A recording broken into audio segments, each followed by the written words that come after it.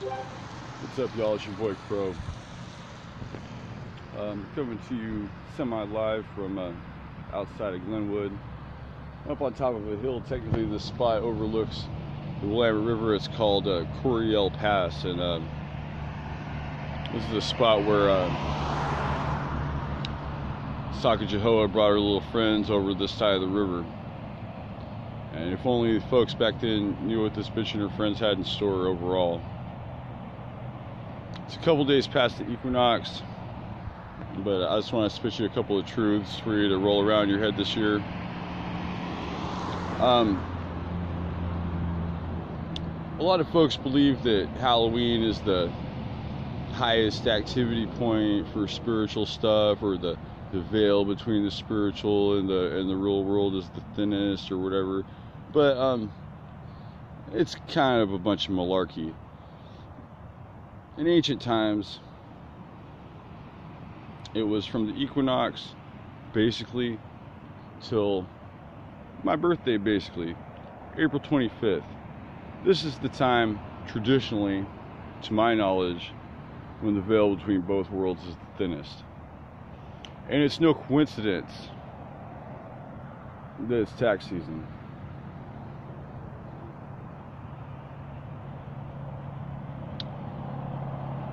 In Sanskrit, there's a word called Buddha, and you might have heard of it, and it means awake.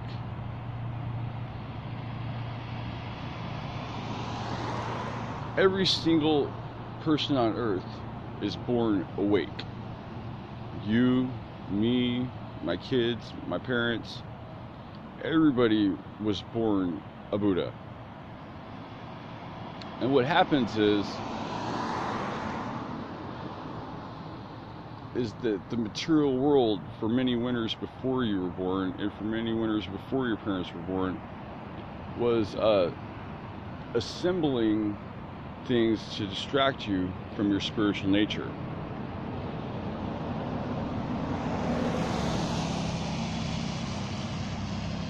For the first 6 months that every human being is alive, they exercise the physical ability to speak any language. They can pronounce any language, and they can hear the different sounds in any language on this planet.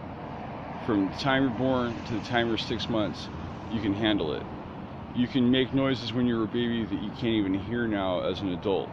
And it doesn't matter what language you're hearing, whether it's Athabascan, or whether it's German, or whether it's ancient Aramaic.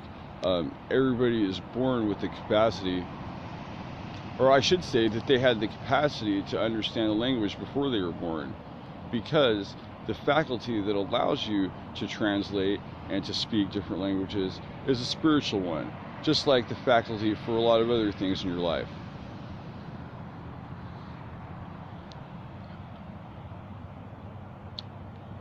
Every single person in their physical form is just scratching the surface, just the tip of the iceberg of what they are spiritually.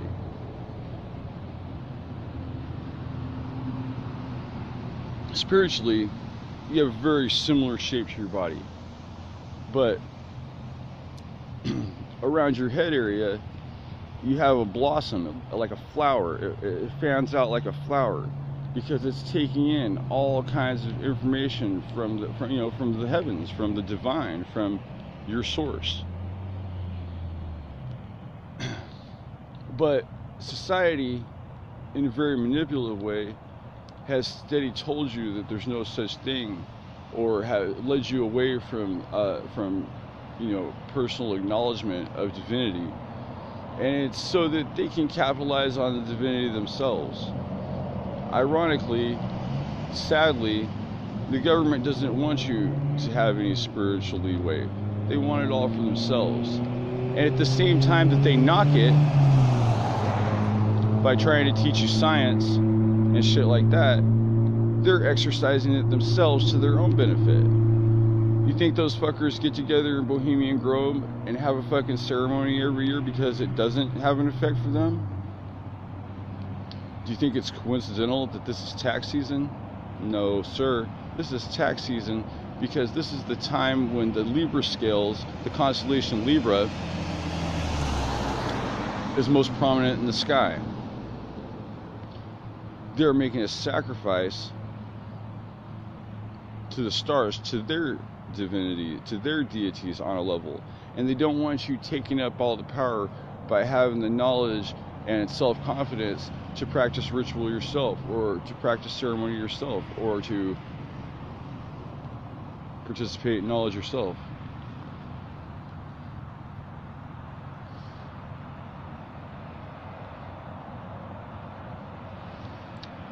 Your awakeness, your Buddhism is like a light bulb. It's like a halo.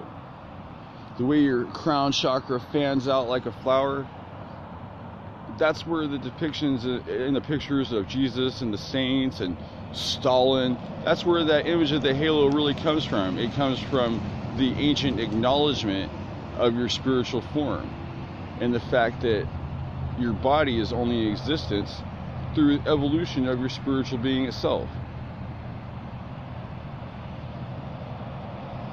So you're born this bright light with direct link to the Creator, direct link to the source, direct link to all knowledge.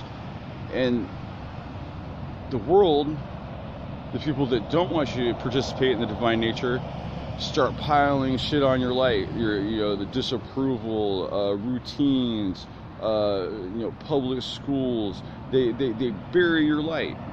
They literally, not to be jacking shit from the Bible, they put your bushel under a basket. They put your lamp under a basket. They don't want you having power.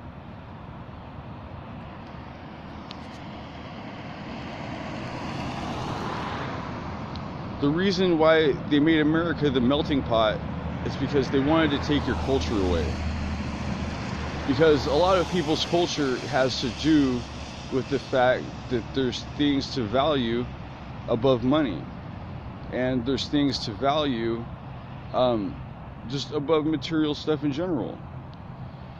And if you can get up in the divine and start moving shit on your own, well, that does a disservice to those people that are not here for spiritual reasons. Those people that are here to sacrifice this planet to the stars.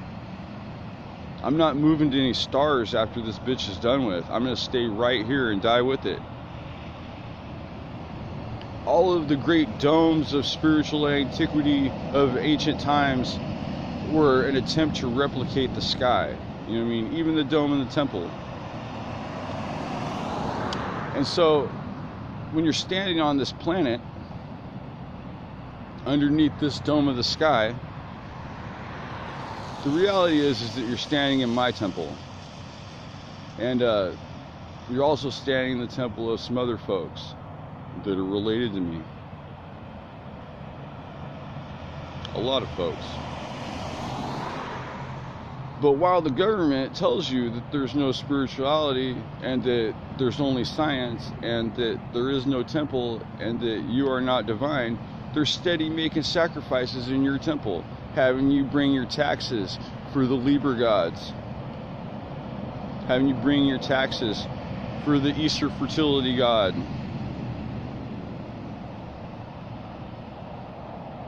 Bunnies and fertility have stuff to do with eternal life, yeah, on the surface, but it's a way for the cult that is the government to monopolize on spiritual power, on spiritual weight.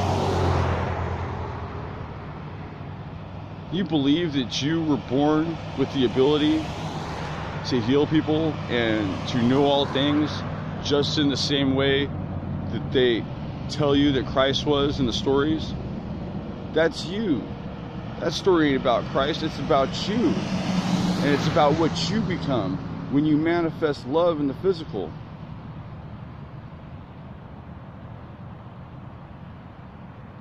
It's a new year, man. And a lot of folks got the talking part done. A lot of folks are feeling pretty complacent. A lot of folks sat there and watched, everyone at Standing Rock just basically and get fucked up like as if this was before the civil rights movement. And everybody's so fucking fucked up by the confusion that society is pitching to them that you couldn't take a stand one way or another. Your college taught you not to have an opinion, or you might offend someone. Well, fuck that, man. I'm offended, and I feel like that some of these motherfuckers need offended.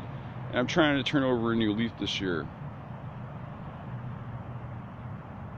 Don't quit your job and become a revolutionary. Keep your job and be a revolutionary. Start doing that work for your community instead of for the man.